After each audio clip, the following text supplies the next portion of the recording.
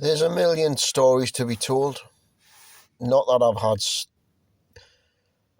such an amazing life. Like, I think I have, in a way. Well, I'm quite happy with my life, how my life's been.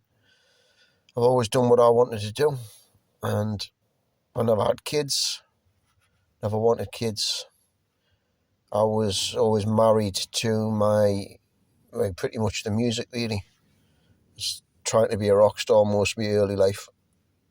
And I've always been a rock star. I used to get called the rock star when I was a kid. And some people are just born rock star. Just because you don't hit the Wembley Stadium doesn't mean you're not a rock star. In Britain, there's four venues, classic venues. You've got your Marquee Club in London, your Hammersmith Odeon, your Wembley Stadium, and the Cavern Club in Liverpool, where the Beatles were. So those are the four, and I played two of them. I didn't do the Cavern, and I didn't do Wembley, when neither of them exist now, really. And the Marquee Club doesn't either, I don't think, on Wardour Street. But I played 2 out of 4. The only problem is, it all happened before I was 20, and it would have been nice if I had continued, but it didn't. But that's just the way it goes, I'm glad that I got to do 2 out of 4. And happy with the way my life has been, because all I've wanted to do is be creative. And like I say, it was art as a child, and music. Well, it was art and music. It was just all things creative, really. But I was always fascinated really as a child by music.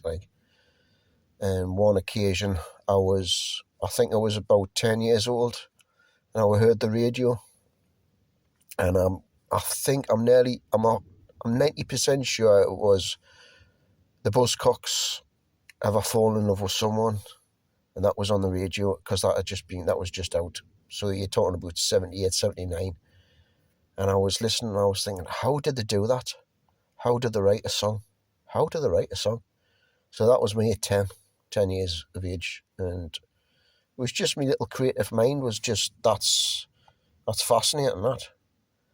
And that's what I spent my whole life trying to do, is write music, And that's what I've done. And I've been creative in other ways and doing other things as well, but no regrets at all, actually, with anything, I think I've been very lucky, to have been creative all this time. You look at all the rock stars that ended up on top of the pops. I come across even the guy who, in me set, I do, what's the one, the Nazareth song? And the bass player came up with us one day in the town, and we just started chatting and that, And I always, if there's a rock star, I always ask them, I'm not getting that many rock stars coming up, because, the old rock stars, they're too busy, in the mansions, down south of England. But I always ask when there is one, I always say, what was Top of the Pops like, And I'll say the same. Disappointing. I'll say that, So they thought it was going to be like this big thing, but it wasn't, It was just, they just done it, and then that was it.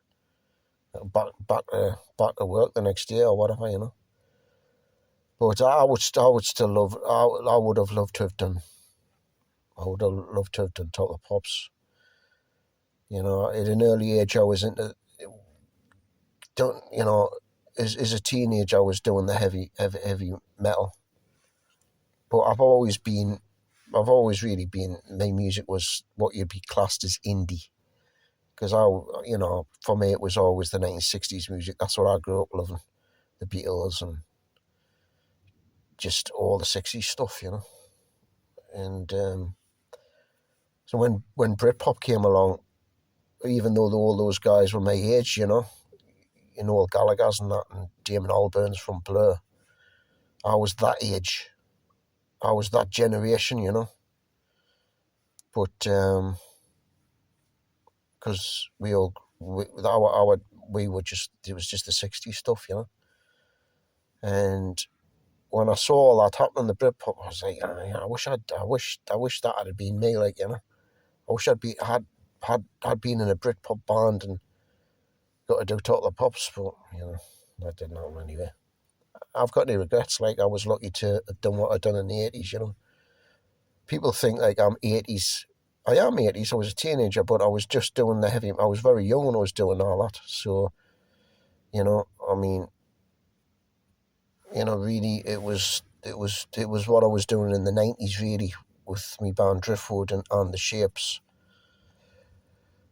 Was, you know, especially those two bands should have done something like, but it's all about the manager, really, at the end of the day. Like, doesn't matter how good you are, like, even a bad manager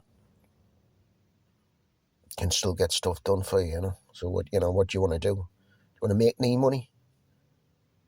Do you want to make no money but get to play big shows, or do you want to, or do you just want to be just do demo tapes and nobody knows you? So, you know, so that's just the way it goes. There's a million and one things I can talk about in terms of my history and music without getting into any personals. You don't need to, not at this age, like, you know, not at this age.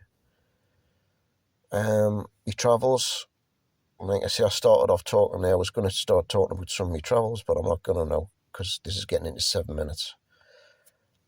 But there's lots of little funny things, lots and lots of stuff, and I may just start on the camera, get all this stuff down, because, you know, it's just some person's life, and I like to think I can see a few things that are interesting.